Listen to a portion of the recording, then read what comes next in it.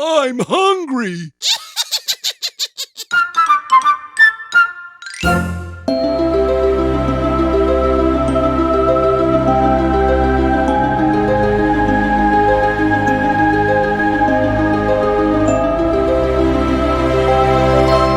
Today's story is A Home Again.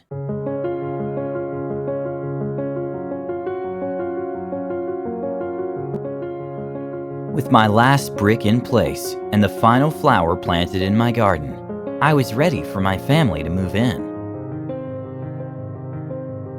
My timbers trembled in anticipation. I soon delighted in the pitter-patter of a baby's tiny feet on my floors. I swooned over the sweet scent of bread baking in my kitchen.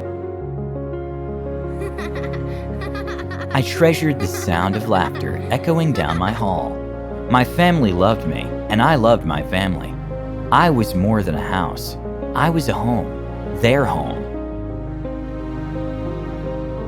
My family grew and grew.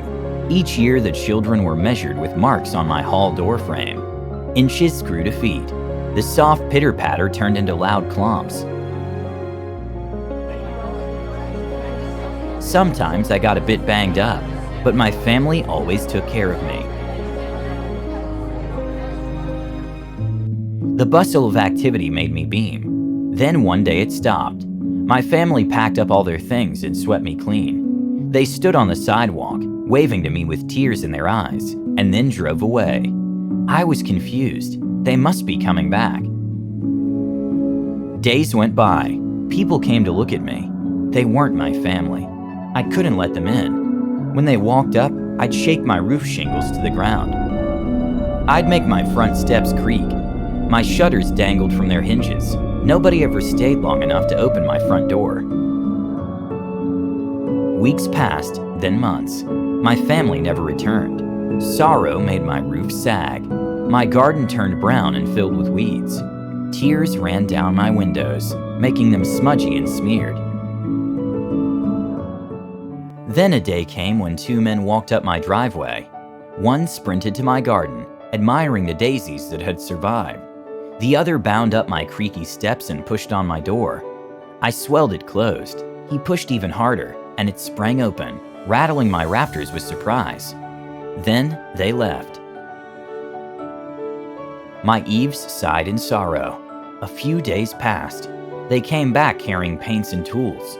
I sucked the paint deep into my walls, so the color didn't take, but they kept trying. It took 3 coats before I grew tired and let the paint stay. They cleaned my windows and it felt so nice. They hung up beautiful paintings and silky drapes. It looked so pretty I didn't have the heart to loosen the nails and send everything crashing to the floor. A big truck pulled up the driveway, bringing furniture and boxes. I wasn't sure I could be a home again. My lights flickered at the thought. The men tightened my bulbs and kept unpacking. One day they walked through my front door carrying a baby. She giggled and my heart swelled. Soon the pitter-patter of tiny feet paraded across my floors. Heavenly scents drifted from my kitchen, and laughter echoed in my halls once more. I loved this new family, and they loved me. I was a home again.